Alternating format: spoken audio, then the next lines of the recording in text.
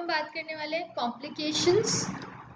Complications हमने पहले भी पढ़े, बट हम पढ़ रहे हैं कॉम्प्लिकेशंस ड्यूरिंग ये जो इम्पैक्शन वाला सर्जिकल प्रोसीजर है। ठीक है, अब हम क्यों दोबारा पढ़ रहे हैं इसको हम इसलिए पढ़ रहे हैं क्योंकि मेनली तो वही होते हैं सेम, बट इसमें कुछ कुछ नर्व्स वगैरह के पर्टिकुलरली एक एक नर्व के कॉम्प्लिकेशंस के बारे में है, तो इसलिए हम इसको पढ़ेंगे। सबसे पहला हमारा एज यूजुअल है। एज यूजुअल क्या मतलब, कॉमन है, हीमोरेज होगा। हीमोरेज कैसे होगा? एक्सेसिव ब्लीडिंग हो रही है, एक्सेसिव इंट्रा ऑपरेटिव या तो ऑपरेशन के बीच में हो रही है।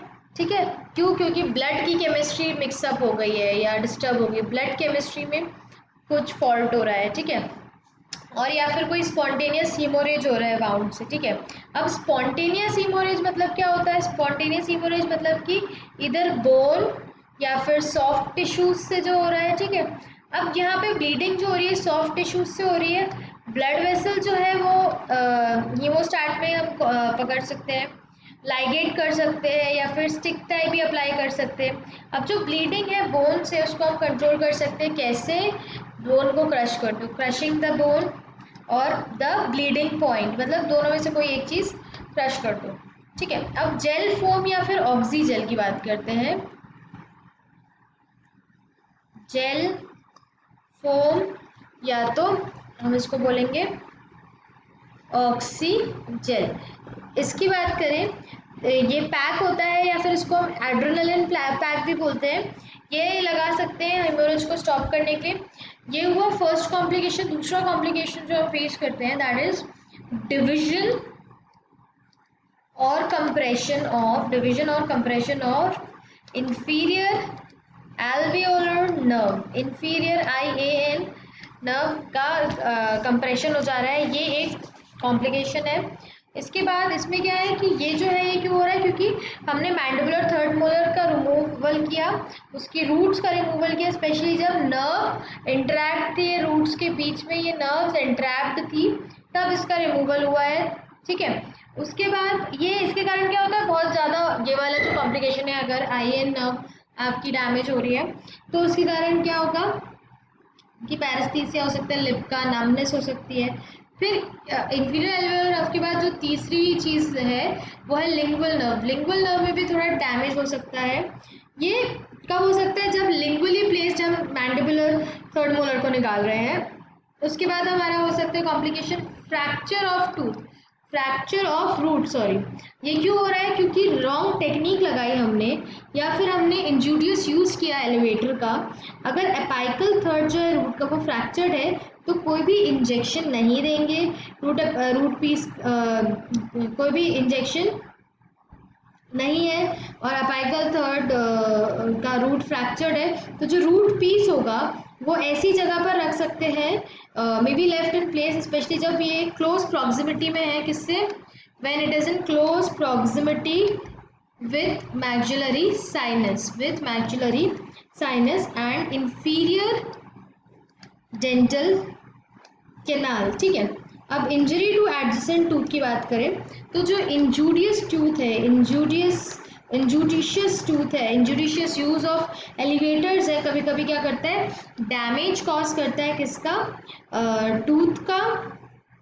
जब इसको हम एज अ फल्क्रम लेते हैं फॉर एलिवेटिंग द टूथ, हम इसको एज अ फल्क्रम लेते हैं, और ये बोन कटिंग के टाइम पे भी इंजोर हो सकता है।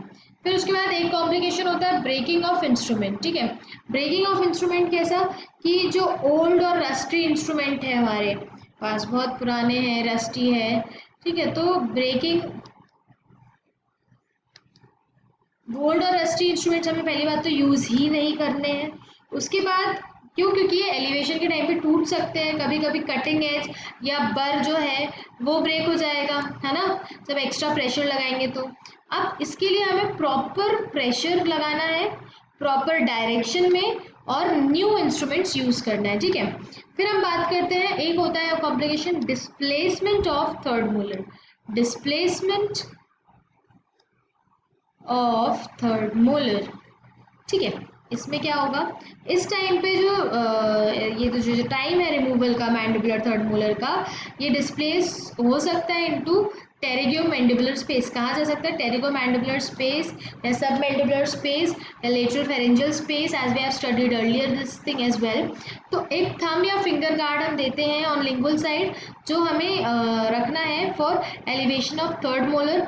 मैक्सिलरी थर्ड मोलर जो है वो पुश किया जा सकता है किसमें, टेरिगो मैक्सिलरी फोसा में, ठीक है। Loss of tooth, loss of tooth की बात करें मैक्सिलरी साइनस में, तो जो इम्पैक्टेड थर्ड मैक्सिलरी मोलर है वो स्लिप हो जाता है मैक्सिलरी साइनस में, ठीक है। और अब एक आता है एस्पिरेशन ऑफ द टूथ, तो मैक्सिलरी थर्ड मोलर जो है वो एस्केप कर सकता है, ठीक है, सडनली, और फिर उसको हम एस्पायरेट कर सकते हैं, इमीडिएटली रिमूव करो सबसे पहले तो ब्रोंकोस्कोप से टूथ को।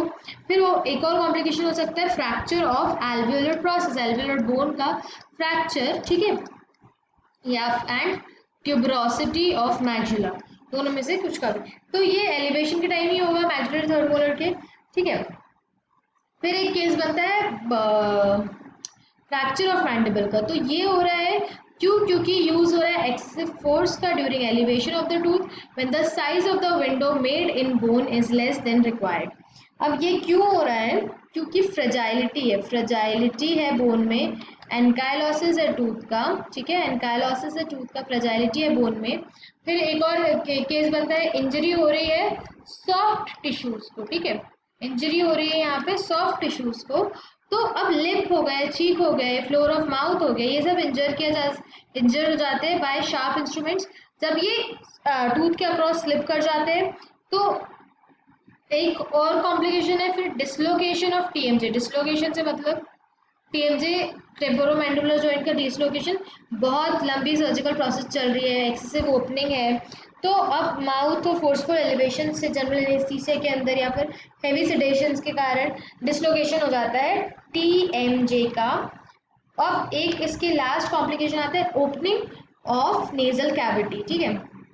ओपनिंग ऑफ नेजल कैविटी में क्या है, इंजुडिशियस यूज जो है एलिवेटर का during removal of maxillary canine, ये भी एक कॉज है, इससे ओपनिंग हो सकती है।